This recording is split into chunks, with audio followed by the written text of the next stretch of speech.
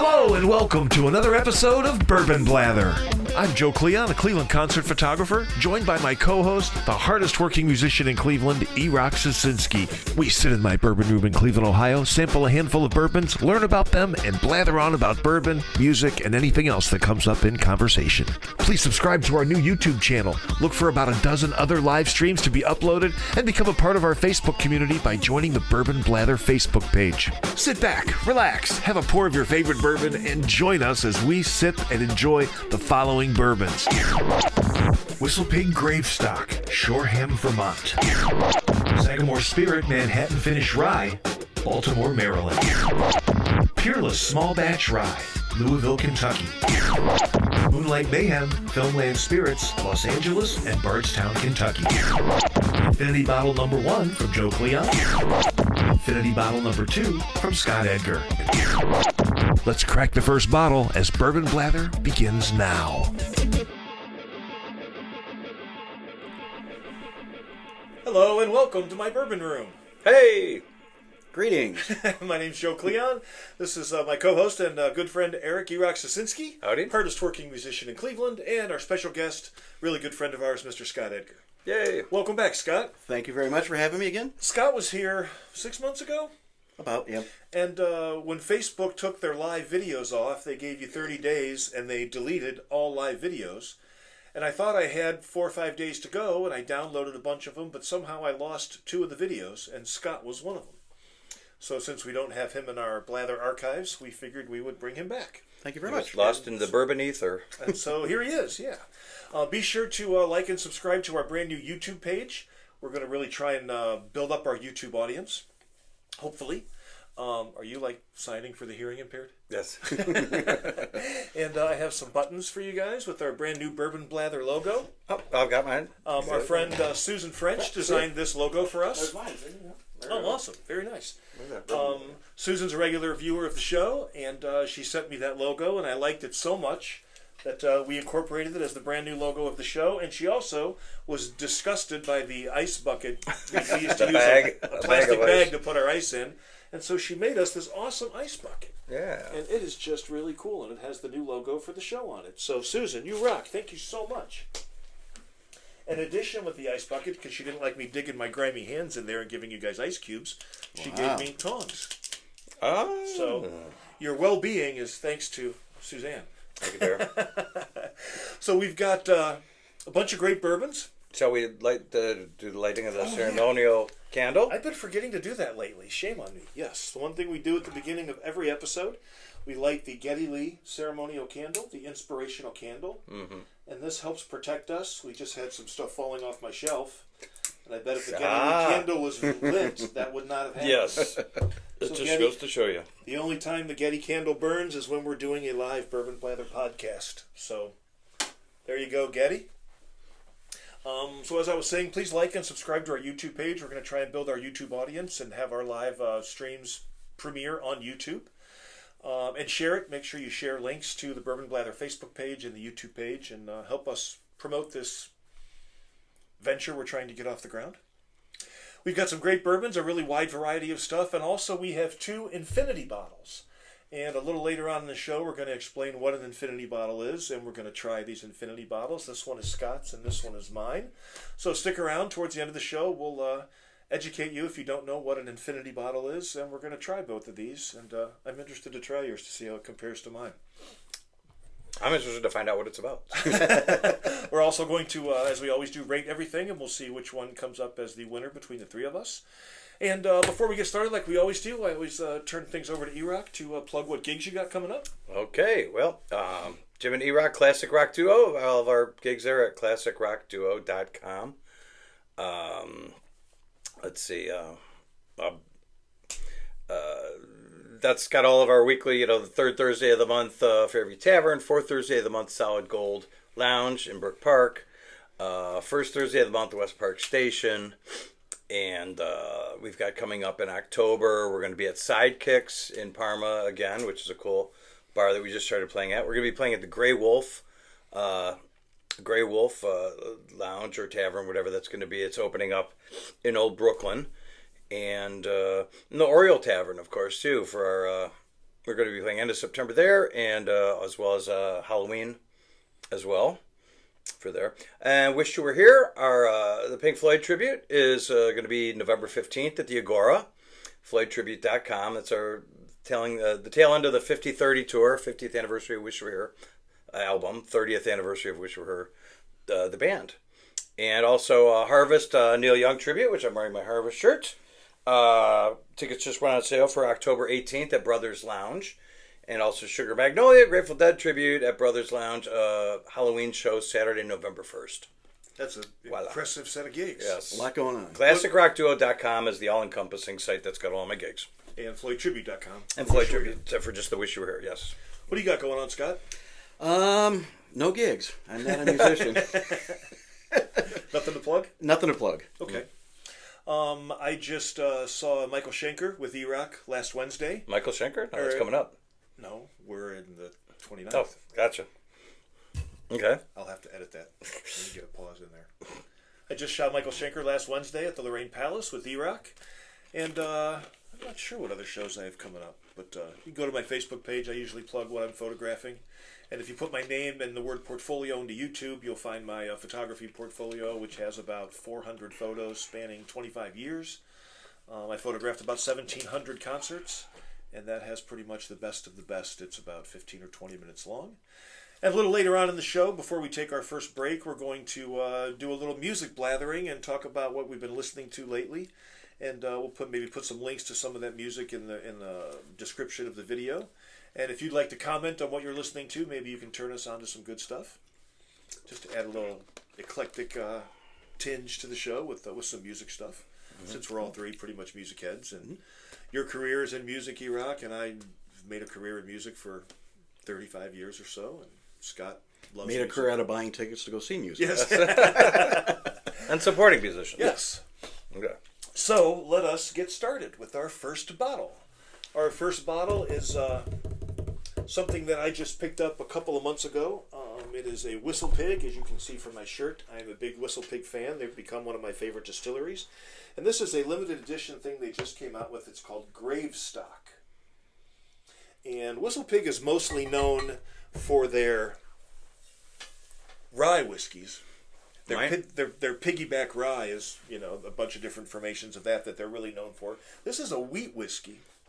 And this one is a limited edition collaboration with the people that do the Liquid Death water that's become like all the rage. Right.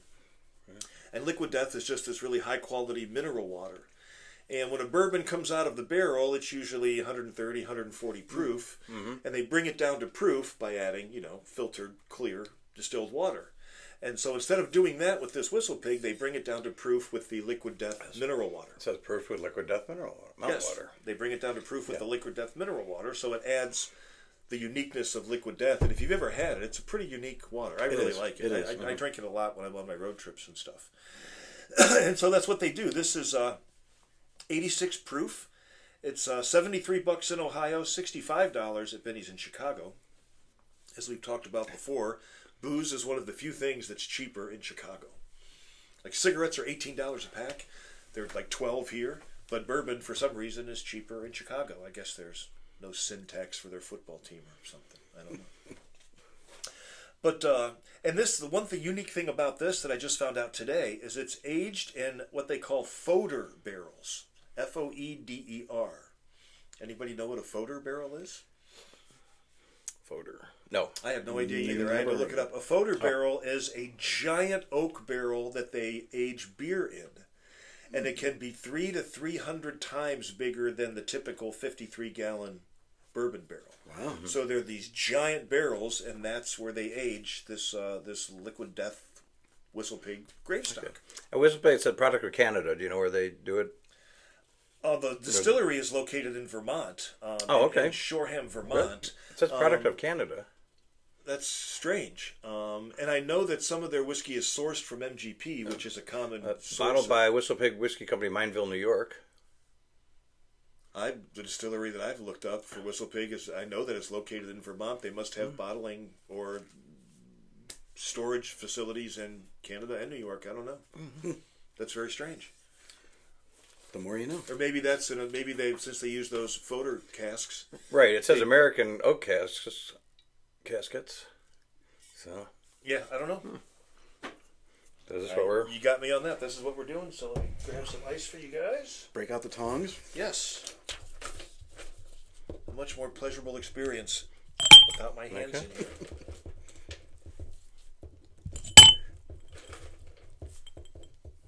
All right.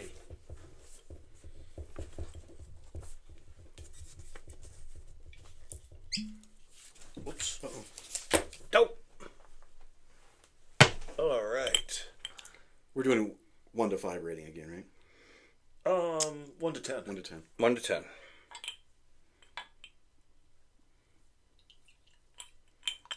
Thank you. If you ever want more in your pour, just let me know, but I try to keep them light. Because we're doing 6 instead of 5. The more you pour, the more you snore. The more you pour, the cops will not adore. All right, so here we go. Whistlepig Gravestock wheat whiskey with liquid death mineral water. Cheers. Cheers. Cheers.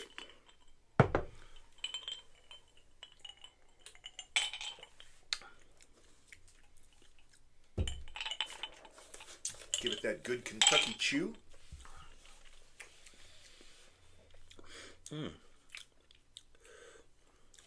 Maple, cinnamon, and apple, they say you're supposed to get on the palate. I get a Cinnamon. little bit of that. It's smooth. There's really no bite to it, I think, because of the lower proof. Right. Yeah. I'm getting apple in the middle and the cinnamon towards Apple the kind end. of comes up in the finish a little bit. Yeah. Yeah. It's a very light, non-harsh. It would be a good sipper. Yeah. I like it. Apple and maple. But mellow. It is mellow, and wheat whiskeys are traditionally a lot more mellow than rye. Yeah, rye is more spicy, kind of like rye bread, and wheat is a lot milder. Kind of a light, watery finish. Yeah, it doesn't. It was smooth finish, not a long finish. But yeah, I am a big fan of Whistlepig. I like it. I do like a lot of their stuff. And that's only limited edition. It is still available in Ohio. So if you're a fan of unique things and limited edition expressions, you might want to head out and try that one. It's a $73 bottle in Ohio.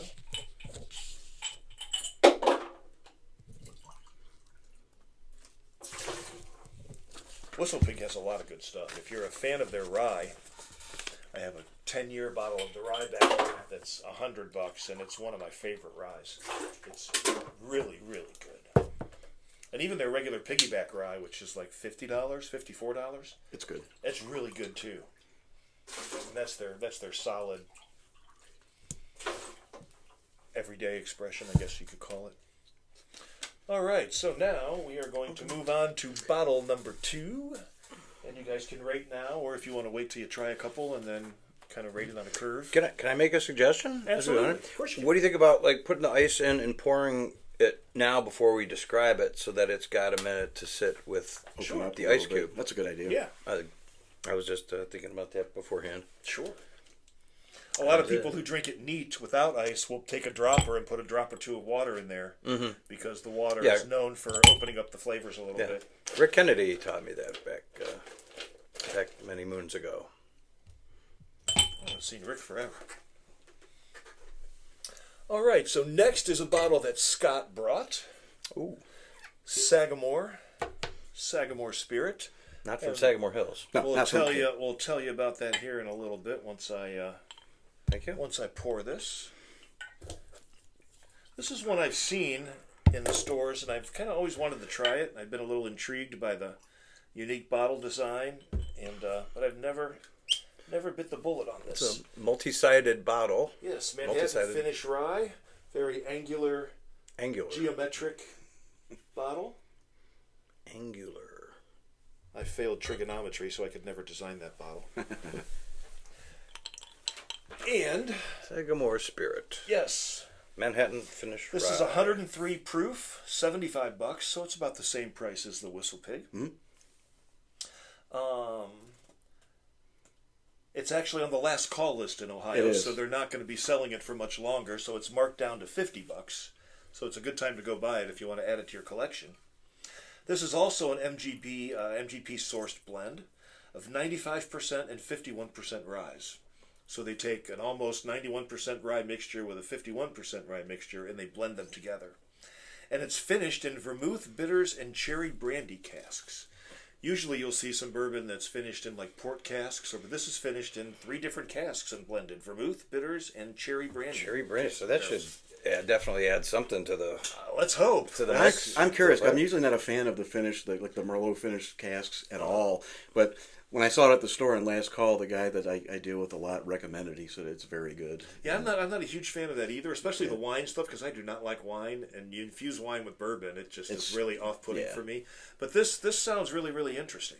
So, on the nose, herbal rye with some ethanol and hints of cherry. I get kind of a herbal. Yeah. I'm not getting much of a smell. On the palate, a syrupy mouthfeel.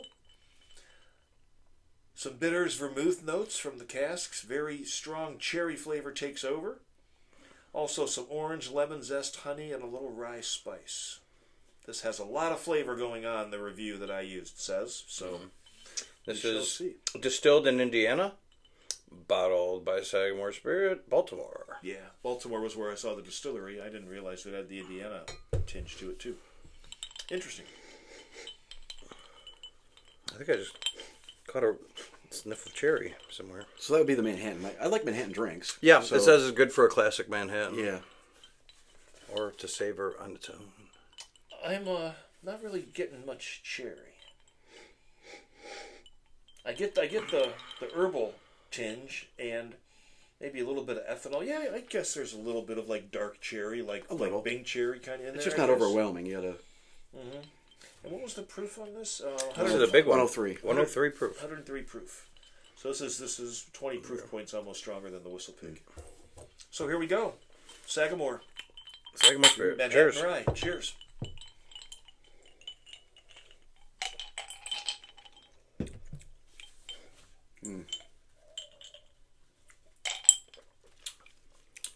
Cherry bomb. Ooh. Yeah. That is a cherry bomb, and man, it's a lot more flavorful. I think because of the higher proof point. Yep. I really, man, the cherry on the finish too. It just keeps coming. Yep. Yeah, that is good. Definitely the dark cherry. And not like an artificial cherry flavor, like a Manhattan, right? Like it's. Yeah. I think that's the first bottle finished in something besides just a regular oak cask that I like. I Thank agree. you, sir. May I have another? I went to. Would you like? I went to Travassi Vineyard down in Canton, that has been bottling their own spirits for several years now, and they had a bourbon that they finished in rum casks, and I thought that would be. Did you like that? No. No. See, I don't either. I thought that would be really good because I mean the sweetness of rum combined with bourbon I thought would be really, really good. I haven't went back to that bottle for a while, but man, I was not a fan. I was nervous about getting this and bringing it because I don't like the finished cask as well. And in fact, I did the neck pour just to open it up, but I did not even put that in my Infinity bottle. I was kind of concerned. Like I love Jimmy Red, that we've talked about on the show before. They use that red corn. Red corn. Yeah. And the Binny's people, this lady that does the stuff at Binny's, sometimes she puts a couple freebies in my box when I order online because I do huge online orders. Mm-hmm. And I don't know if she gave it to me purposely or not, but in one of my orders there was a bottle of Jimmy Red finished in wine casks. And man, it was terrible. I didn't like it. I tasted it here. It was not for me. I'm just not. I guess if you're a wine drinker, it's okay, but I do not like. I'm not a wine fan. Have you tried it again since it's been sitting open? Not for a long time. No. I don't mind a cheap $5 really, really fruity wine, like just a real cheap. It's almost like more like a wine cooler than an actual wine. Mm-hmm. But you're actually dry red or white wines, I'm just not a fan of. This is only a $50 bottle. At Sagamore? Yeah. Yeah, it's on the last call list. Yeah.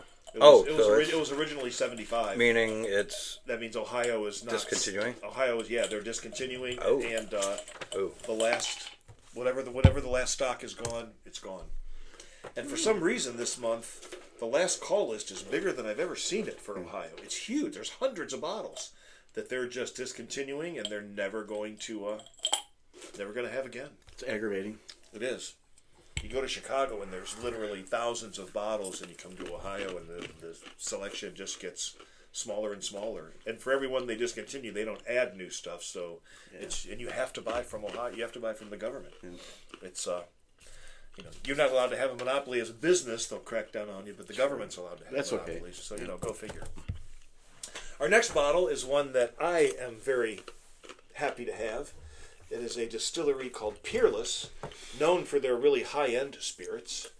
And this is a small batch rye. I don't know if that's too light, if you can see that or not. But Peerless had a cat that lived in the rick house and also in their storeroom where customers come in and buy stuff. And the cat's name was Rye, of course. Sure. And Rye just died not that long ago. And everybody in the distillery and all the customers loved this cat Rye from the Peerless distillery. And so when Rye died, they came out with a limited edition bottle of their small batch rye whiskey, and it actually has Rye the cat on the side of it. The kitty cat. And of course, me being a cat lover who's volunteered and done fundraisers at cat shelters for probably 15 years now, I had to have a bottle of this. So our good friend Steve Pearson, who's a regular Bourbon Blather contributor and did the podcast with us, he lives in Kentucky and is friends with the Peerless people. So I messaged him. I said, "Hey man, can you get me that?" He's like, "Hell yeah!" So he got me a bottle, and he was in town a couple weeks ago for one of the Tribe games, I believe. And I met him down at the Winking Lizard, and I got my bottle, and he had his distillery friends actually autograph the bottle. You can see maybe you can't see it, but there's an autograph there, and then there's one right there. And it was autographed by Ellie Reed, who is one of the distillers, and Corey Taylor, who is a fourth-generation chairman. So I love the fact that bottle is autographed. And you're going to read the back and tell me how wrong I am about some things, aren't you? So this is 111.6 proof. Boom. 0.6. And it's about $100 to $110. So this is the most expensive one so far. Okay. And Peerless goes back to the 1800s. It's a very old brand. And a cool thing about Peerless is in the early 1920s, when Prohibition was going on, there was very few distillers who were still allowed to produce whiskey for medicinal purposes. I think when they did like amputations and stuff, you would get drunk and they had to have alcohol for certain, archaic medicinal purposes. And Peerless was one of the brands that was still allowed to distill and produce for medical purposes during Prohibition. So in the early 1920s, they had some federally bonded warehouses, and they were used under the with armed protection by the U.S. government, because during Prohibition, everyone was trying to get whiskey. Sure. And so they had armed government people protecting the rick houses. And it was one of the few available by prescription for medicinal use. Peerless is one of the grain-to-glass distilleries that they talk about, where all their grains are milled, cooked, fermented, double distilled, barreled, and bottled, all in their own facility. All their bourbons and rye whiskeys are done that way. And on the Bourbon Trail in Kentucky, I believe downtown Louisville, Kentucky, I believe it is. And the regular bourbon that I've tried, I really, really love. I like it. I've got a bottle of that. It's expensive, but I love it. It's worth the money. It's really great. And I'm really hoping that this kitty bottle will live up to its hype. Strictly sweet mash.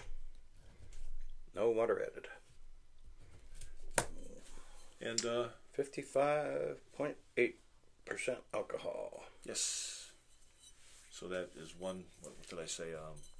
113.6 or 111.6. Yeah, 111.6 proof. Okay. And if you didn't know, if you take the proof on anything and divide it by 2, that's the percentage of alcohol. So your typical low-end 80 proof is 40% alcohol. So even Joe can do the math. I can. And I failed trigonometry, and I can still do the math. So here we go. This is the small batch rye, the special limited edition kitty bottle from Peerless in Louisville, Kentucky. Cheers. Cheers.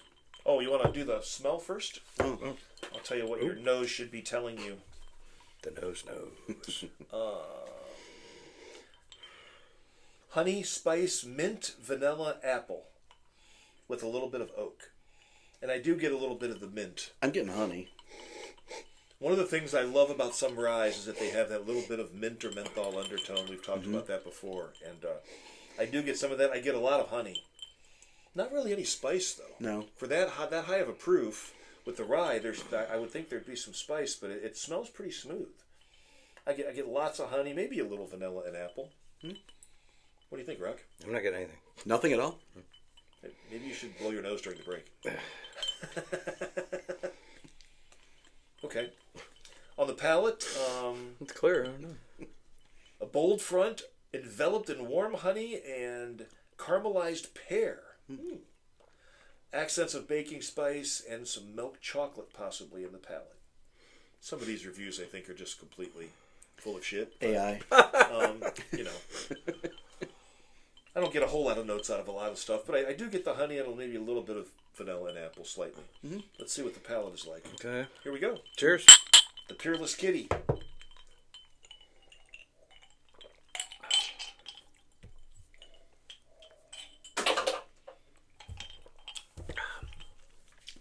That's not nearly as hot as I thought it would be for the high proof point. It's really smooth. Yeah. Yeah. Feeling some of that. A little bit of the heat, but for almost 100. But yeah, it dissipates real quickly. It was just right away. Apple, pear. Vanilla and some fruity orange. A little bit of butterscotch in the finish, they're saying. I'm not getting that. I'm getting strong honey at the end. I got honey in the middle, and then it got stronger at the Yeah, end. honey. I got honey pretty much throughout. Yeah. And It's really smooth. Yeah.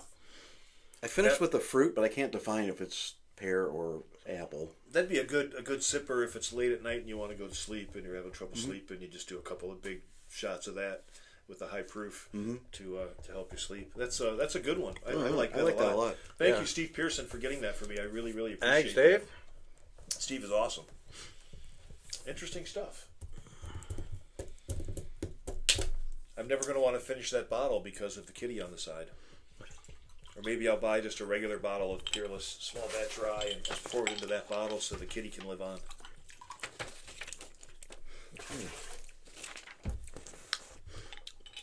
If I ever go back to the Bourbon Trail, that's one of the places I want to go to.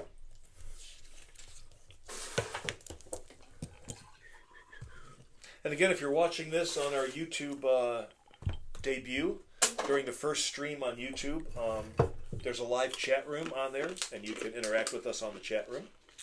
And be sure to leave your comments, stuff you're drinking, if you've tried any of these and like or dislike them. Let us know what you're thinking, what you're drinking. And Isn't there usually a little thing on the side that says where you can see the comments? Yes. And stuff as it goes, yeah. Yep, there is. If you're watching this on And then I YouTube. think after the first stream is done, then I think it just becomes regular comments, I believe. So again, make sure you share that, like and subscribe to our YouTube channel. Make sure that you like our Facebook channel under Bourbon Blather, and tell your friends. And we are going to take a quick break, and we'll come back and talk a little bit about music, and then we'll get into our final 3 bottles. So Yes. stick around, stay tuned, hit the bathroom, grab yourself another pour, and we will be right back.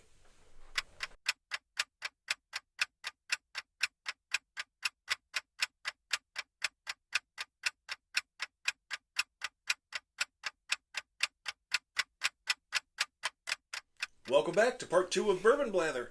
I'm Joe Cleon. This is my bourbon room. My co-host, a friend of mine since I was 18, Iraq Sasinski. Howdy. Our special guest this week, Scott Edgar. We just went through 3 really great bourbons, Whistlepig Gravestock, and this The Sagamore Sagamore Spirit. Spirit Manhattan Finish Rye. And then we just ended off with the Peerless Small Batch Rye, which is a tribute to their distillery cat that just passed away. And we have 3 more that we're going to do. And the next one is one that's kind of become a favorite of mine. When I was up at Benny's in Chicago, I go up there once a month, and when I'm in Chicago, I just discovered this great chain of liquor stores called Benny's. They're just giant stores, the biggest liquor chain in all of Illinois. And they have one of them in Lincoln Park neighborhood of Chicago. It's just gigantic. And I've become friends with a lot of the people up there that work there, and I do big orders there. I bring back a trunk full of bourbon for people like you and some other friends of mine. And so there's this one particular guy that's like the real bourbon knowledge head guy. And we always sit there and talk bourbon for a half hour, 45 minutes. And so when I saw the guy, about 3 months ago, I was just starting to get into ryes. And I said, give me a good rye that's not available in Ohio. And he goes, how the hell am I supposed to know what's not available in Ohio? I said, good point. Right. But he came up with this bottle from called Rye of the Robots, which I tried on the last one with Kelly Delaney when you were not here, Rock. Mm-hmm. And it's this distillery called Filmland Spirits, which is located in Los Angeles and also in Kentucky. And it's a really interesting distillery. This is their regular bourbon that I picked up the last time I was in Chicago, and it's called Moonlight Mayhem. And as you can see, they design like 80s B movie posters for the labels of their bourbon. Yeah, like 50s. Yeah, 50s, 60s, 80s, yeah. All the like something you see on Mystery Science Theater. Or a bad movie on Big Chuck and Little John. Yes, and that's their gimmick. And it's just the bottles are really cool, and the rye was probably one of my 3 or 4 favorite ryes that I've ever had. So when I was back up there, I had to try their bourbon. And the rye that I got was just their bottom of the line rye. It was like $40 or $50. They have some other ones that are $70 and $80 that are aged longer. I just got the cheaper one just to experience the distillery, and I loved it. So when I was back up there, I saw that they had just this regular bourbon, and I had to try it. Just a unique distillery. I love the gimmick. I love the labels.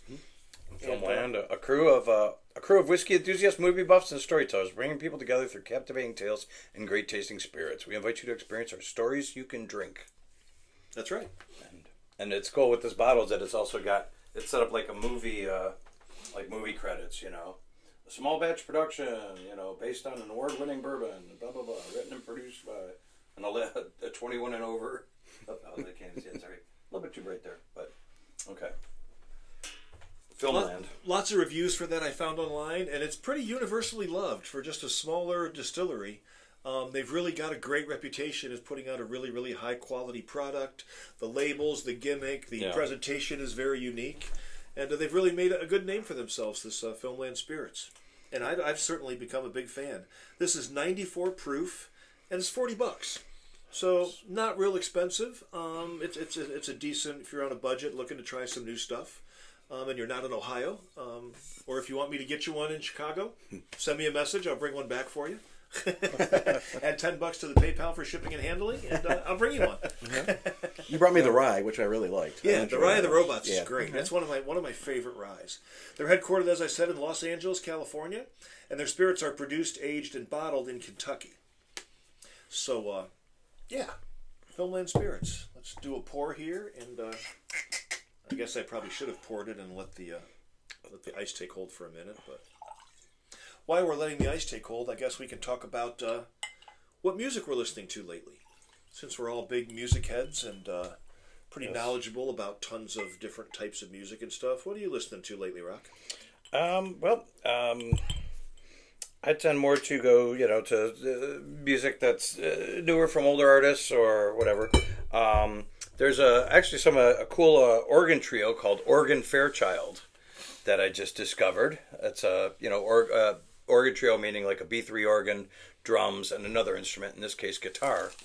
And stuff I've heard from them is pretty good. Also an artist named Lachy Doley, Lachy from Lachy Doley from Australia, who plays a B3, and he also plays a clavinet that's got a whammy bar on it. Wow! And it's he's really cool. So those are a couple artists that I like. There's a new Warren Haynes album out, Whisper, Million Voices Whisper, and a new Glenn Hughes, Chosen. That album just came out recently, and there's some cool stuff on there. A bunch of different the different genres that Glenn Hughes is into as well. And also the Darkness, Dreams on Toast, is pretty cool too. I think they either just played Cleveland or they're getting ready. They were just at the Agora the other night, yeah. Oh, and of course, my buddy Alan Darcy, for a smooth jazz sax player, has a new song out, "Only Love Is Real," produced by Adam Hawley, and that's climbing up the smooth jazz charts. So those Nice. are Very cool. those are my picks. And speaking of Shit. vocalists from 70s and 80s that we love, I just see that Graham Bonnet is coming to the Lakewood Palace. Lorraine Palace? Yeah, Lorraine Palace, I mean, yeah. Oh, okay. I wouldn't mind going to see that show. I've heard that he still sounds great. The stuff I've heard, I've got his last. I think I got some recent live albums from a couple of years ago, and he sounds great. What about you, Scott? What are you listening to? I've been going back into a band called the Sheepdogs. It's a Canadian band from Oh, yeah. Saskatoon, Yeah. which is fun to say, Saskatoon. Right? Saskatoon. But Saskatoon, eh? hey, Hey. but some friends Yeah. of ours, right, from a band called James Blonde in Canada, which if you've never checked out, check them out. They cover one of their songs, and I really got into them. I saw them about 6 years ago at Kent Stage, and then Nick, my son, and I just saw them this spring at the Beachland Ballroom. But it's like teleporting back to like 1972. They just have that look. It's just, and the music is amazing. It's old school. Sheepdogs. Yeah, Sheepdogs. Do they wear toques? No. Oh, I thought Canadian bands were supposed to wear toques. Take off. They're supposed to wear toques. Poser. Take off. Neil Peart called Canadian bands ice chuckers. That was his term for fellow Canadian bands. They were ice chuckers. Another band that I got into, they've been around for a long time. They kind of have a cult following. I knew of them, but I never did a deep dive until last week, was Tragically Hip. I'm kind of digging into them. I don't know if you've checked them out. I know they are, but Yeah. musically, no. Yeah. I photographed them about 10 years ago at House of Blues in Cleveland. Did and I you? wasn't really familiar with any of their stuff. I remember them being popular like on college radio. Yeah. And I never really listened to a lot of their stuff. And I stayed for most of the show because the first 3 songs I was photographing, I love them. Yeah. And what's his name? Gord Downey just He passed passed away away. within about 6 or 7 years ago. 17, I think. They did Okay. when he was sick with cancer, he passed away. They did one last tour while he was kind of at the very end. And sadly, it's over. And they have people from Canada that go all over the U.S. when they would tour, would follow them around, almost like the Grateful Dead. kind of. They had a huge following of people that would follow them around, and very much known for their explosive live shows. Yeah. I've sold a lot of photos of Did Gord you? Downey. Yeah, I was surprised. I just shot that show because there wasn't a lot of shows coming up, and I heard of them. I'm like, yeah, I'll Sure. go shoot it. And I kind of like Counting Crows, a band I never really heard much for, and I went to shoot the show, and I turned me into a big fan. Some bands are like that. You got to see them live. That's the hook, right? And then you appreciate listening Right. to the recordings. Counting Crow stuff, I just heard the 3 radio songs I played during my time on the radio, and yeah, they're poppy, kind of crappy, but man, they're a great live band. I mean, one song could be 3 minutes one night and 15 minutes the next night, just depending on the whims of, Right. a nod for a solo takes the song off into new directions and stuff. I'm going to have to get into some more Tragically Yeah. Hip stuff now that you mention them. Check them Yeah, out. I I think have you'd to like check them. that out. Yeah. Since Ozzy died, I've been on a big Black Sabbath Ozzy kick. Especially the later Sabbath albums, like Never Say Die and Technical Yeah, Ecstasy. yeah. I didn't listen to them a lot when I was younger. I mean, I listened to them, but probably not since I was in my 20s.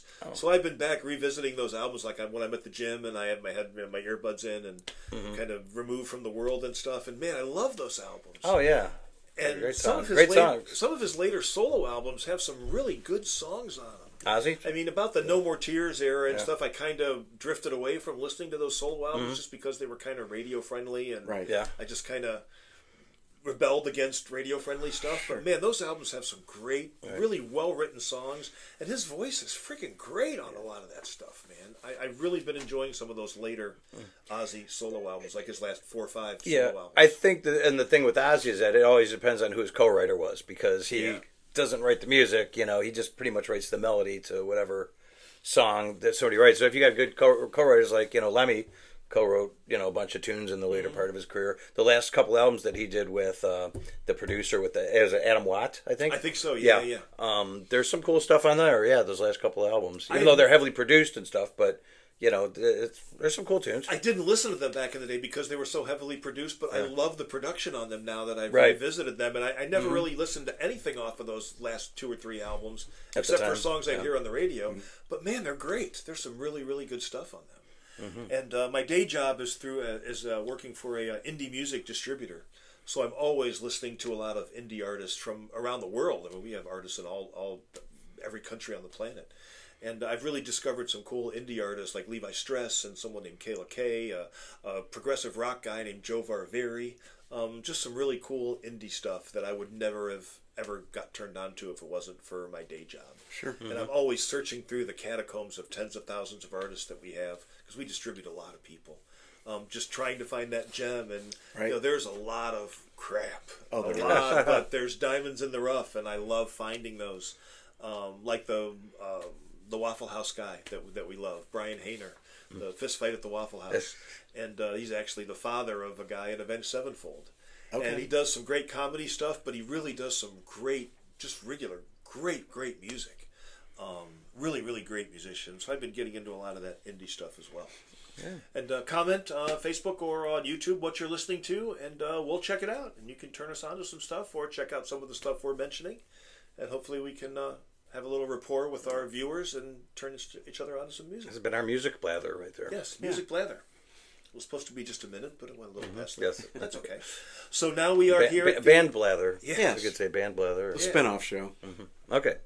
Filmland Spirits, Midnight Mayhem, small batch straight bourbon, 94 proof, 40 Moonlight bucks. Mayhem. Moonlight Mayhem. Yes, it's been hanging out with the ice for a little bit. Let's see here on the nose: vanilla custard, baked pears, cinnamon, toffee, oak, and baking spices with a bit of mint. I get a little bit of the mint. I'm getting some of the pear. I can never pick up the pear either on the nose or the palate for some reason. I get a little. I don't get any vanilla. I'm not getting the vanilla custard. I don't know who came up with that, or toffee. But I'm getting some of the pear. I'm getting some of the vanilla, and maybe a tiny bit of cinnamon. The only thing I'm getting is lightheaded from trying to smell. You're hyperventilating yourself. You usually get good stuff on the nose. I think. Are you I've still- never been a strong No? I'm picking up the ice cube. Nose. I've never been a strong nose picker. Okay, Trying to figure out a way to say that. Okay, so on the palate, yes. sweet flavors and fruit find depth and balance with spice and oak. So fruit, spice, and oak on the palate. Let's see if we experience that too. Filmland Spirits, Moonlight Mayhem. Moonlight Mayhem, small batch bourbon, 40 bucks, 94 proof.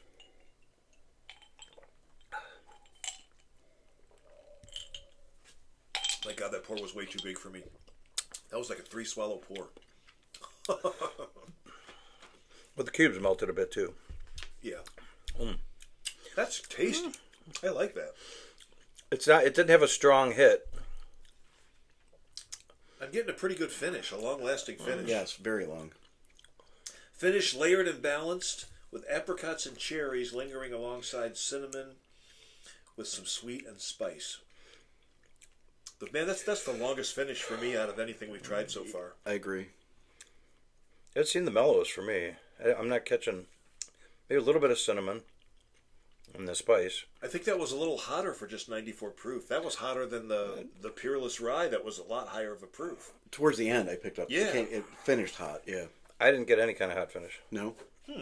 No heat whatsoever on it. Wow. I don't know.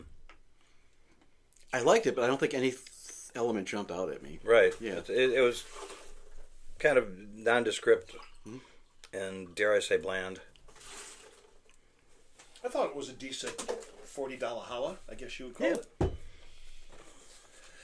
Although for 40 bucks, I might just pick up a bottle of Buffalo Trace for 26 bucks. Right. I mean, it's a shame because it's a cool artwork in the bottle that they put into it, making it like it's a movie and everything. The characters listed on the side. It's a Romeo and Juliet with fangs, and the story of two star-crossed lovers living in a modern world populated by werewolves. But yeah, to me, sorry, it just didn't really do much for me at all. I want you to try that Rye of the Robots sometime. Their rye whiskey. It's amazing. I really, really like that a lot. I like this, but not nearly as much as I like that Rye of the Robots. That's very good. I'm going to probably buy another bottle of that because my bottle on the shelf Yeah, I'd like to try that. is going way down. I'll try that. It's good. It is really, really good. All right, let's throw our okay. So now we're going to move into Infinity Land. Now this is unfamiliar territory for me. And it was actually unfamiliar to me until I saw Scott was doing an Infinity bottle. And I thought, well, I've got about 150 bottles behind me. I should do one too. And so I finished off a bottle, and turned it into an infinity bottle. And Scott, why don't you explain what an infinity bottle is, as I'm giving you ice? So basically, when you get a new bottle, you want to open it up. So it's called the neck pour, the very top ounce or whatever. You pour out, instead of dumping it, you put it into a bottle that you buy. You can recycle an old bottle or pick one up cheap that's empty. And you just keep adding to it, so it's a blend. So some people separate bourbons, infinity bottles, from the ryes and from the wheats. I didn't do that. The only thing I did not add to mine was anything that was like cask finished, because I think it would skew it a little bit much. Even the few distillery, I like the Smashing Pumpkins that's cut with the tea. I was afraid that would skew it a little bit much, even though I like that really well. But they call it an infinity bottle because you're constantly adding to it. And then as you add new stuff, it's kind of different all the time. And I don't think you have to just do a neck pour. You can just take someone that has a 20 or 30 bottle collection. You just take one shot of each. Yep. Put them all together. Kind of like when you were a kid sometimes and you'd go to one of those soft drink dispensers and take your glass and just go to every single one of them. Yep. And that's what an infinity bottle is. It's just a combination of a ton of different bourbons. Or for those of us that grew up smoking pot, and what we would do is we would save the roaches from our joints, and then when you get enough roaches, you take the paper out, take them out of the paper, then you roll that up into another joint. You called that a generation joint. I loved roach weed. And I mean, and it would be, because it's all resonated weed. It usually would taste like shit, but it would get you really fucking high. It was way stronger because of all the resins from smoking it. Yep. And that was the generation joints. Yes. And then you would take them. Then we used to even take the roaches from the generation joints. Oh wow! And save those. And we once made a super generation joint. Wow! And so on. And I think we died right after that. But, I remember taking my car ashtray. I don't want to admit that I smoked in the car, but dumping out the car ashtray and taking those roaches and rolling up a really, really great generation joint. God, I forgot about those generation joints, man. I haven't done that for ages. Wow. It could be So this is the bourbon equivalent in a way, but so we're going to but not like the bottom of the barrel, could you grab me another water, please? Sure can. We're going to start off with my infinity bottle, and I tried to include more of the high end stuff. I included all my Sazerac Buffalo Trace stuff that you see behind me, Eagle Rare, the Buffalo Trace Koshers that I have, the Taylor, the Wellers, the Elmer T. Lee, Buffalo Trace Blanton's, Caribou Crossing. I included all of that stuff. The $100 bottle I.W. Harper, the Wild Turkey Kentucky Spirit, a lot of the Curly's, the Jimmy Red, a lot of the more upper tier shelf stuff. I didn't include any of the bottom shelf stuff like Jack Daniels or Jim Beam or Old Granddad. I included all that stuff. A couple of ryes, not very many ryes, but just a couple of them.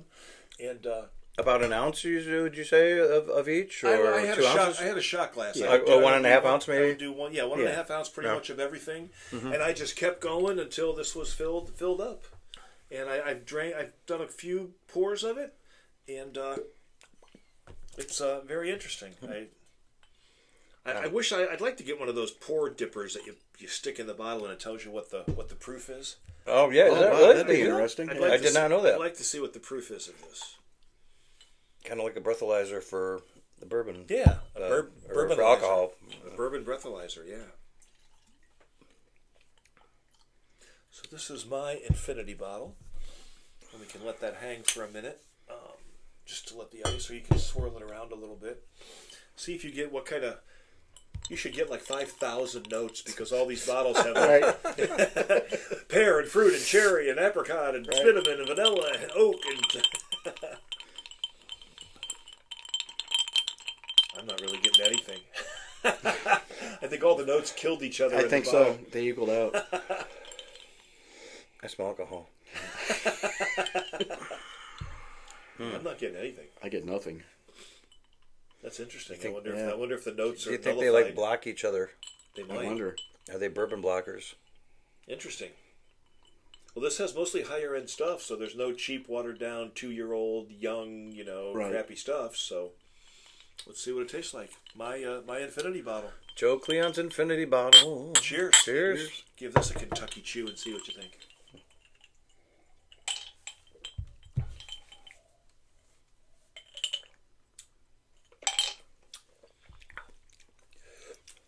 That's surprisingly mild. I'm getting bananas. Yeah. Is there any Jack in that? No. Wow. I'm getting the spice. I'm getting I'm getting a little bit of spice. I'm not really getting much. Just a like a oaky bourbon, non-hot. That'd be. I mean, I'll use that for a good sipper. It almost has. I have a little bit of heat to it. It has. I can almost taste like the Buffalo Trace mash bills from the Eagle Rare and the Buffalo Trace and the E.H. Taylor and the Weller. They're all kind of similar because they only use like 2 mash bills for all of those. I can kind of taste that in there. Yep. I got the spice and bananas. That's weird. There's no Jack in there at all. I don't think I used any Jack at all. No. I might have used the single barrel, but that would be the only one shot of the single barrel. Interesting. I like it. Yeah.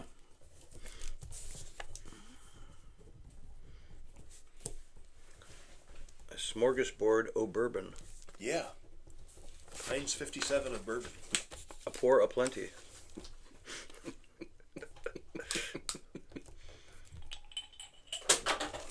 So when your infinity bottle starts to go down, do you add more stuff to it, or are you just going to finish it? Is there a etiquette for? I don't think this so. kind of thing?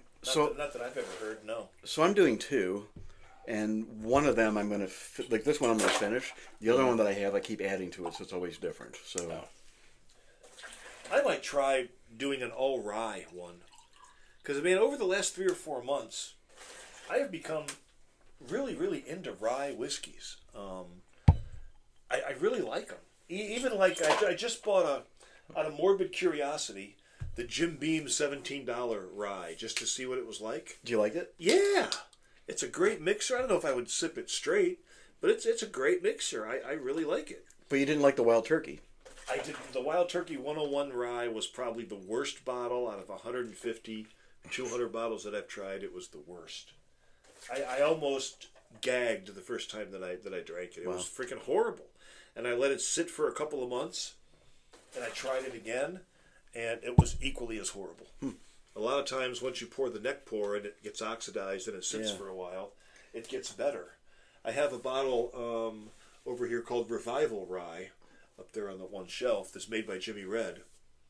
And I like the Jimmy Red so much, I bought the Revival Rye. It was $50 or $60. And I drank the first neck pour out of it, and it was awful. And I'm like, oh man, I spent $60 on this, and I freaking hate it. And I went back to it about 3 months later, and I love it. It's totally different once it sat for a while. Same experience for me. You brought me one of those. I hated it at the beginning, but it was much better after. But my Wild Turkey I did like after it sat. See, I have not yet felt the Wild Turkey yet. I'm just not feeling it. It might be my very first ever drain pour. I've heard people talk about drain pours, and I used to think, God, why would you pour a bottle down the drain? But I can't see myself drinking that 101 rye. And Wild Turkey, I mean, I know they've been around forever. They're popular. You know, a lot of people like it. But Wild Turkey is probably my least favorite out of all the main distilleries. I just never drank anything that I thought was, wow, that's amazing. I got this Kentucky Spirit. I saw it at Binny's. I've read about it for years, and I've never seen it anywhere. And it's a single barrel, and it's 101 proof. So that just tells me that it's a single barrel 101 Wild Turkey 101. Okay. And it's not horrible, but it's not great. I think that bottle was $70, and I would buy 3 bottles of Buffalo Trace before I would buy that again. I love Buffalo Trace. I visited Wild Turkey when I was on the Bourbon Trail with Kelly, and they were redoing their whole customer, service area and their gift shop and stuff. So they had this tiny little gift shop in like this little barn. It was actually kind of cool. I bought some stuff there, and it was interesting. But they're just out of Beam and Jack Daniels and Heaven Hill and Buffalo Trace and all the main big distilleries. Wild Turkey is kind of my least favorite, and I've tried a lot of their stuff. I'm just not I don't know if it's the mash bill or what it is, but it's just. And that's okay. It's like wine. Like sometimes people's body chemistry is different, so it tastes different, to you than it would to me. I mean, I'm sure a lot of people love it because they've been in business around forever. Right. Yeah, so I'm sure a lot of people love it. But so tell us a little bit about your Infinity bottle. Let's pour it. Let's do some pouring. Yeah, let's get it opened up. So it's kind of similar to yours. A lot of Buffalo Trace. I got Peerless in there. There's that Jack Daniels Sinatra. Okay. Is in there. That's a $150 bottle. Yep. I got some Koval in there, the rye. So what? The Koval rye. Oh, the Koval? Yeah, that's a Chicago distillery. Yep. That's probably my favorite rye. I agree. That's a big pour there. Yeah, I'm sorry. That's okay. But the only thing I didn't put in, like I said, anything cask finished, or that one Whistlepig with the Alfa Romeo had like that Asian floral flavor to it. I didn't want to skew it too much, so I try to stick to the basics on it. Okay. And again, I'm not getting any nose on this. I'm not getting anything. Really, really mild on the smell. You'd think with all those different bottles poured in there that it would be really strong or would have some kind of a tendency to give you some notes, but I'm not getting any. E-Rock doesn't count because he hasn't got anything all night. So. No, that's... You think it'd be like an all-star, right, whiskey with all the good stuff that's blended in together, but I don't smell anything either. I think there's just so many things blended together. I think it balances. It probably negates itself. You know what I mean? Yep. And it's a decent color. I mean, you can tell that it's not young whiskey. You know, there's no young stuff in there because when you look at something that's aged 2 years, it's really light in color and it's not really dark. And then if you look at something like this 10-year I.W. Harper, it's a lot darker because it's been in the barrel so much longer. This looks like a really older blend of whiskeys. It does. But it doesn't smell like it. Let's see what we think. Scott Edgar's Infinity Bottle. Cheers. I'm sorry, these pours are fucking huge. I'm sorry. This is way too big for me, too. Glad I don't have to drive. Ooh. Whoa. Oh my God, those last two pours were so huge. Man, that's better than mine. That's a lot more flavorful, a lot longer of a finish. Ooh. Wow. That's amazing, the difference between those two. I like that. Yeah. The finish is still going on. It's still going. Yeah, it's pretty complex. Why did mine suck and yours is so good? You said it was the kind of the higher end and some of the... But he did the same, right? Yeah. Yeah. I thought I did the same too. That's why they call it Infinity Bottle. It's always different, right? Yeah, it's almost like a single barrel where you can, get 5 different single barrels of the same, like, Jim Beam's single barrel, and they will be all radically different because some are on the 5th or 6th floor of the rick house, some are on the bottom floor, the temperature's different. And the thing about single barrels is they're always different. So this one will be one that I don't think I'm going to add anything to. I'm just going to finish that off. Yeah, that's strong. That's nice. Yeah, it's not broke. I wouldn't try to fix it. It's really good. Wow, that was really good. Nice oak, nice, and just nothing really necessarily standing out. Just it's pleasing. It had a nice warm finish. That's probably the longest finish out of. It's still going. Yeah, out of all of them. I think I'm going to work on that patent for that blend. You should. How do you describe that, though? I don't know. Like, even though it was really flavorful and tasty, I can't really differentiate any single notes. You know? It's not nondescript. I mean, there's a lot going on, right? Mm-hmm. It's pretty complex and deep.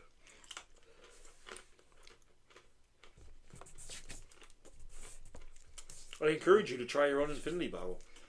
Even if you only have 10 bottles in your collection or something, mix them together and try it out. That's piqued my interest because I've got, I mean, I don't have the collection like you guys have, but because I'm running out of room. So you probably got 15 bottles, right? Not that many at any given time. I maybe got 10, But again, I like to get them in and get them out, Spread the love. Jim Tig's gotten some of my cast-offs. Okay, I'm going to go. Let's do our ratings. I've got a little bit more in that glass. 6 various different bottles here. So for number 1, the Whistlepig Gravestock. Well, I think I like that more when I first opened it, like the neck pour, than I did now. Really? Months later. So why is that? I don't know. I mean, I liked it, but I wasn't like when I first drank it. I'm like, wow, this is great, almost like that Sinatra. But we did the blind Jack Daniel's taste testing. The $150 Sinatra came in last, and the regular $10 under the bridge black label rated higher.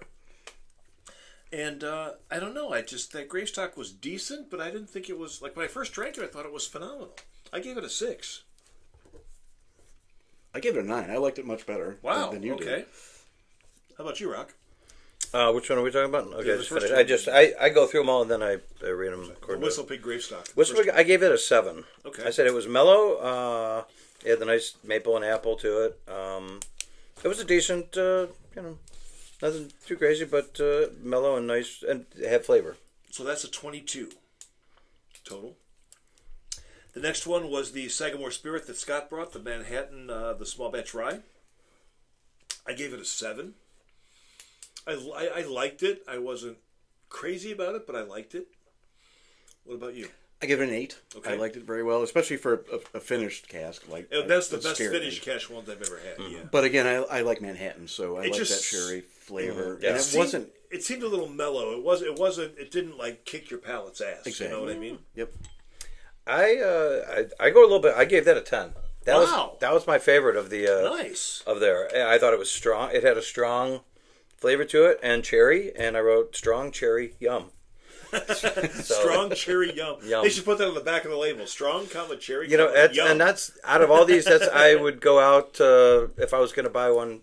Pick one out from there to get. That's what I would. If I see one of those in Chicago, I will buy that for you. Oh yeah, well that's right. It's on last call here in Ohio, right? And it's almost all gone, so no places in Ohio really have it anymore. Mm-hmm. I'll get you. Might have you pick me up one of those next time in Chicago. Yep. Well, your birthday's coming up. If I see one, I'll get you one for your birthday. Ooh. Yeah. All right, next is the Peerless Small Batch Tribute to the Distillery Cat Rye. 116 proof, $100. I think it was the most expensive bottle out of our list here. I gave it an 8. I like it. I like it a lot. It wasn't a 10 for me, but I gave it an 8. How about you, Scott? I give it a 10. It was actually one Wow. of my favorites. I really pick up the honey notes on bourbons, and I got it on this one. 100%. Nice. Oh, yeah. It was completely different. I liked it. It was my second favorite. I gave that an 8. It had, being 111, the highest proof, it had that strong alcohol hit, but then smooth right after. And like you say, honey was very, very tasty, and I like that. Sometimes for me with the higher proof, I see a lot of other people, bourbon snobs in the bourbon forums and stuff, that love the 120, 130 proofs, and they think that provides more flavor. I don't agree with that. When it gets to that high of a proof, it's just more heat for me, and more ethanol and alcohol, and I lose some of the flavor. But with that one, I really didn't. No, I didn't either. I really liked that. I'm really glad that I had Steve get that. I kind of cringed a little bit at the price tag on it, just because I'm a cheapskate. Right. But it was definitely worth it. It was a really good bottle. Like the Whistlepig, that was only 86 proof. That was the lowest one, but that was number 3 out of my 6. So next we're at the Moonlight Mayhem, the Filmland Spirits Bourbon, 90 proof, $40. I really love the rye. I love the rye. I mean, that rye is freaking great. This one, this was my lowest out of all of them. I gave it a 6. I gave it a 6 as well. I actually was disappointed because I liked the rye so much. I had high hopes for this, and it just didn't really do it for me. It wasn't horrible, but it was okay. For me, I gave it a 5. Wow, the that's the lowest rating of anything. Again, I was disappointed because it's great packaging, and I love the concept of it, and I want to taste your other one that you have before I go. Now? After we get through this, if we want to do a taste, I'll do it before the very end. Grab it. I'll pour it for you But to me, it was just nothing special. You know what I mean? I was expecting something a little more for something Moonlight Mayhem. I don't expect Paul Rogers to start singing Midnight Moonlight Mayhem, but maybe I would have given a higher. Again, packaging 100, packaging 10, bourbon 5, nothing special. They have a lot of higher end $80, $90, $100 bottles, and I've never tried any of those. Yeah, it was the cheapest bottle too at 40. I've just tried the bottom of the line stuff. Yeah, and I love the rye so much that I had to try that when I was up there and I saw it. Yeah. I'd probably give it to the guys in the underneath the bridge at 150th and I I don't know. I'd give them the old granddad. I think I'd keep that from just because it looks cooler on the shelf. It does look cool on the shelf. I'll give it that. Okay. So next is my Infinity bottle. And I tried to put my more higher end stuff. I put the Caribou Crossing. I put some $100 bottles in there. I didn't use any of the lower end stuff. But I just wasn't hugely into my Infinity bottle. I gave it a 7. I gave it a 6. It wasn't terrible. Wow, you fucking hated it. I'm sorry. Gee, thanks, Scott. Scott hated my bottle. No, I didn't hate it. It just, nothing jumped out at me. It wasn't like I wouldn't dump it. It just, nothing jumped out. But if that was a high school test, it'd be a D. It'd be almost a failure. Well, there's a bell curve. But that's what's fun about this bottle. So you know what's lacking, so you can add some other stuff that's like stronger, more. That's more that's notes. an interesting way to look at it, but putting a positive spin on it. You can tweak it. What'd you give it, Rob? I gave it a 6. It was just one step up above the Moonlight Mayhem. Smorgasbord of bourbon, but nothing stands out. Well, Not I'm stands sorry out. that I disappointed you so much. It's an infinity bottle, much like Joe. It goes on and on, but Wow. I was saving that up. I was saving it up for 45 minutes just to say. I'm the host. I'm allowed to go on and on. Wow. It's the blather, the smorgasbord of blather. You could just smack me if I'm talking too much. Jesus. Wow. I'm going to cry myself to sleep tonight. I'm sure you will. And then the Scott Edgar bottle, I really loved. That was my highest rated one. I gave it a 9. Ooh, wow. Well, I don't want to go Homer, but it's the first time I tried it tonight. I liked it. I gave it a 10. There's so much going on. And the fact that the spice lasted that was the longest lasting finish I've ever had. Isn't that a little vain, giving your own bottle a 10? It is, but I'm sorry. What'd you give it, Rob? Well, I'll just a quick story. Pink Floyd, early years when they were after Sid Barrett left and they were still trying to find their way around. They were putting an album out and they all had different contributions and they were going to do a thing. Okay, they're going to fill out assign a number to each song, whether they think it's any good to be put on the album. And after they went through it all, Rick Wright put 0 on all the other members' songs and 10 on his. And he rated it. That's right there. But, I just liked it. I'm not being big. Yeah. No, I gave it an 8, a very strong 8. It had a long finish, and it was very, let's say, it was very tasty and complex. You don't necessarily need to know what it tastes like as long as you enjoy it. And I really enjoyed it. All right, well, you ready for the results? Yes. Number 1, Scott Edgar's Infinity bottle with a 27. That was the best bottle out of all 6. I'll sign it for you. Are you going to leave it with me? No. Number 2, 26. I'm going to bring my own Infinity bottle, and that'll be number 10. Bring it next time. Bring it, dude. Hell yeah. Actually, I want to start one. So Scott's was a 27. The number 2 bottle had a 26, so it was only 1 point behind. That was the Peerless Kitty Tribute bottle. That was outstanding. Yeah, that was the most expensive bottle, so that came in at number 2.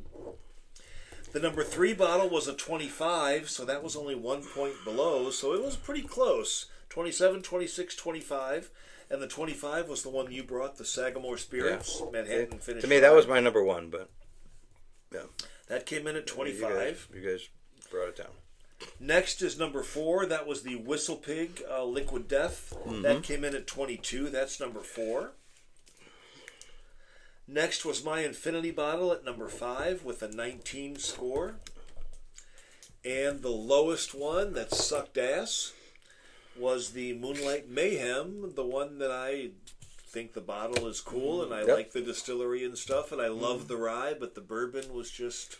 Bum, bum, bum, bum. Yeah, exactly. That got a 17. So that is number 6. Yeah. So number 1, Scott's Infinity bottle. Number it was 2, good. Yes. Number 2, number 2, the Peerless Small Batch Kitty Tribute Rye. That was good. Thank you, Steve Pearson. Number 3, Sagamore Spirits Manhattan Small Batch Rye. That was very good. Number 4, the Whistlepig Gravestock, which I thought was a smooth, tasty bourbon. Yeah. Number 5 was my Infinity bottle, which you guys kind of are ragging on, and I don't really like you for doing that. And number 6, the Moonlight Mayhem. Honestly, I think everything except the Moonlight Mayhem I would buy again. I liked it all. Yeah. Yeah. And it's hard when you rank it. It feels like you're bashing stuff. But Right. you're not really. We're not bashing it. I wouldn't buy the Moonlight Mayhem because for $25 I could get a bottle of Buffalo Trace. Right. Exactly. I could get a bottle of Old Granddad bonded for $20, which is really good. If you want to buy a great $20 bottle, that Old Granddad Bonded is freaking great. And there's so many bottles for $20 to $30 that are so much better than that $40 bottle of Filmland Spirits. But if you want to try a great rye that's minty and flavorful and good, get that Rye of the Robots. If you ever see it anywhere, it's really, really good. So there you have it. Yeah. Can we try that other... You want to try it while we're still live? Yeah. Grab it. It's right behind you there. It's Rye of the Robots. It's right there. It's right here. Yep, it's right there. Let me rinse out your glasses. Oh, Filmland, yeah. Filmland Spirits. Yeah. I'm pretty... Rise of the Robot. I'm pretty fucking buzzed, but I'll do another one because I'll just do it. I'll Yeah, just stay small here. I pour. don't have to drive anywhere. You don't have to. Small batch straight rye whiskey. White American oak. 94 proof. Got a buxom jumpsuited. I don't remember how much that cost. I think, Lost in Space, like Accordion. costume. I think that was around $50. I think. But I'm not 100% sure because I didn't look it up because I didn't think we were going to include it in the show. So you put a rating on it after you taste it to see how it holds up with the stuff we had. I've had it before. All right, so let me give you guys a couple of cubes. Yes. A bonus tasting here. Yes. God, we're doing 7. We started off doing 4, Four. Oh, and then we 5. went to 5, and now we're doing 6, and now we're doing 7. Did we do 5 last time? I think we did 6 last time. Oh, we did 6 last time? Like our tolerance builds, and we're just becoming alcoholics, so we're doing more and more. Next week, we'll do 10, ladies and gentlemen. And I will be Ubering. And then we'll all pass out, and the webcam will just keep going.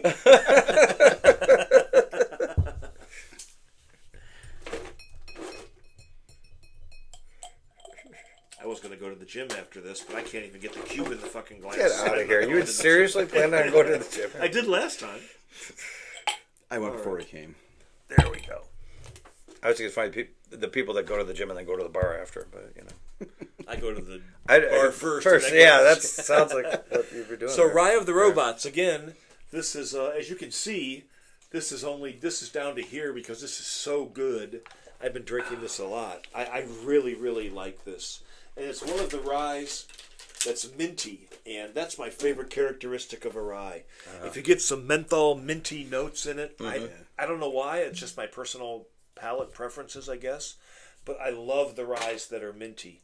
When I was here with Kelly Delaney last month and we did the rye, all ryes, Neil Gerardo, Pat Benatar's husband, has a line of whiskeys and bourbons called Three Chord.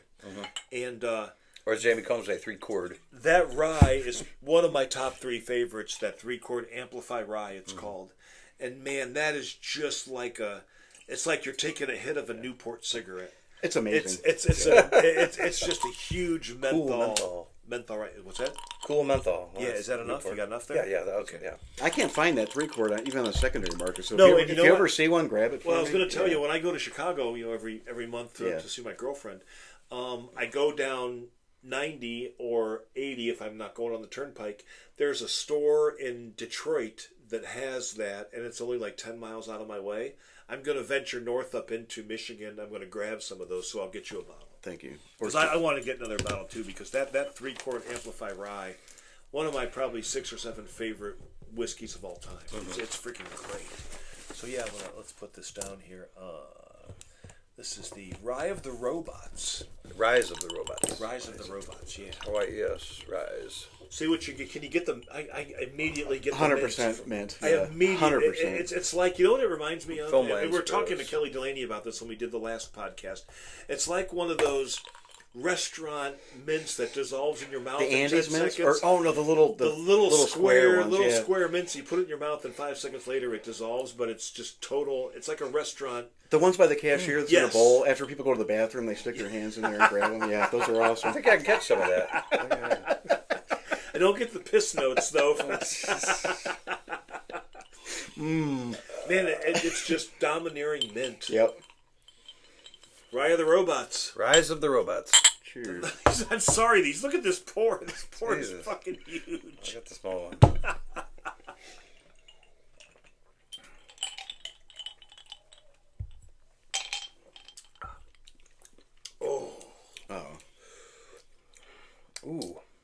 That is Very phenomenal. The only thing missing is a double mint twins to walk in, right? Yeah. Two tastes in one. I think I like that better than all the other ones we tried tonight. It's got a nice mint to it. Not much rye spice since it's a rye. But a nice catch and a good finish, and I'm still catching the finish. It's way better than their bourbon Oh, yeah. counterpart. See, I would give it a 9. Sometimes the higher scores is not because it's comparative to the other one. It's because it hits that mint note. Like, you don't see that very often, Yeah. right? So That's my favorite with the rye is those mint notes. I don't know why, but it's just a lot of people like the ryes because they're spicier. But I love that mint note just kicks. I love that. Yeah. That just tickles my fancy, man. I love the rye notes of that. And not all ryes have that. Only a small portion of them have that. what makes that happen, do you think? I don't know. I just got a bottle at Binny's I'd never seen before. And it's funny, when I go to Binny's, I'm walking down the Lincoln Park, the bourbon aisles. There's 2 different aisles. And I see something I've never seen before, and I'll go on and I'll be standing there reading reviews. And if I like the reviews, then I'll put it in my shopping cart and I'll buy it. Mm-hmm. And I saw this one called Minden rye, and it's like $30, and it's really great. And the reviews were great, and I bought it. And that's how I buy a lot of stuff up there. Right. If the reviews are good, I'll check it out. Sure. I like that Rise of the Robots a lot. Mm-hmm. So where do you go? Very good. Where do you go for reviews to help people out? What's it? Breaking Bourbon is a great website. Yep. They have tons of reviews. That's my go-to. Breaking Bourbon is great. And the Binny's website has reviews from Binny's employees, and they have a lot of great reviews there, too. Mm-hmm. But not skewed towards sales like they... You think it's pretty No, honest? I don't think they're really skewed towards sales.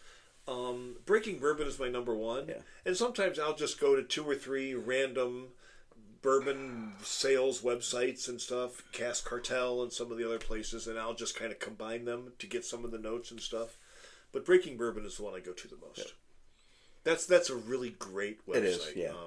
If you get a chance, check that out. Just put in Breaking Bourbon into Google and you'll find it. And their reviews are really informative. They're really knowledgeable, and I think those are the best reviews I've seen out of any website online. That's what I base a lot of my information for our podcast on, is Breaking Bourbon.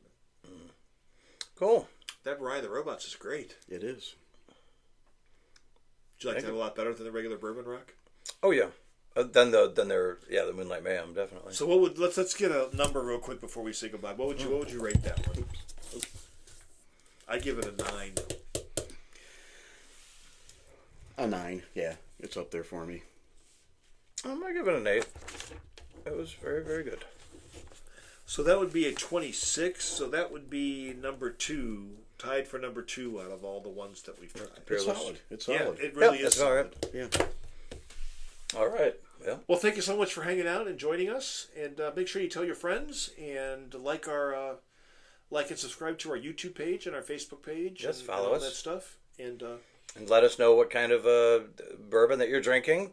Post on it. You're allowed to post right to the page. Yep. It doesn't need to be cleared on Facebook or on Facebook. YouTube. Yeah. What you're drinking, what you're listening to. Yep. We're not experts. We're not snobs. We're just guys that like music and like bourbon, that have fun tasting stuff and talking about it. And, we don't pretend to be experts in anything. We're just 3 douchebags every week that like to talk about shit.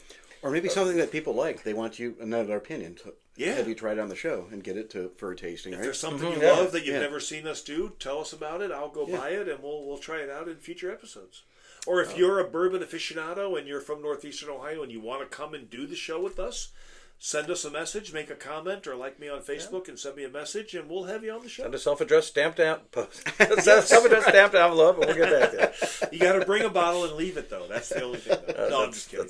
But Jeff, if you want to be on No, the you're show, not kidding. That's how he gets his. if you want to be on the show, yeah, probably 130 of these 150 bottles, right? Have your people talk to our people, and we'll make it happen.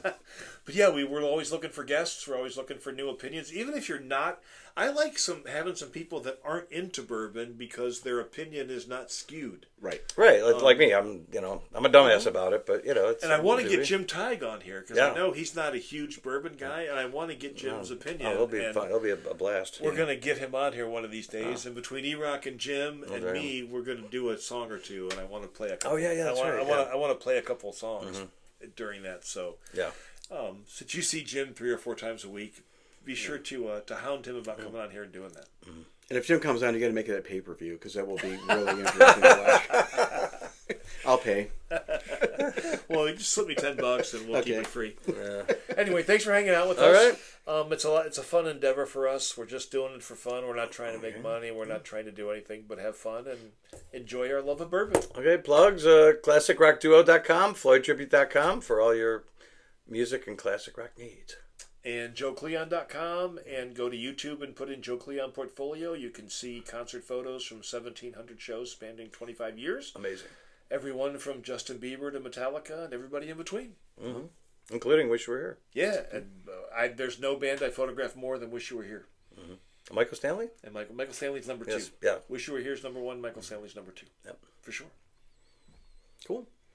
Thank you very much. Thank you. Thanks to Scott. Have a great night. We'll Thank see you Thanks guys. for hanging out, Scott. Thank you for having me. Cheers. Drink some bourbon. Get drunk. Rock and roll.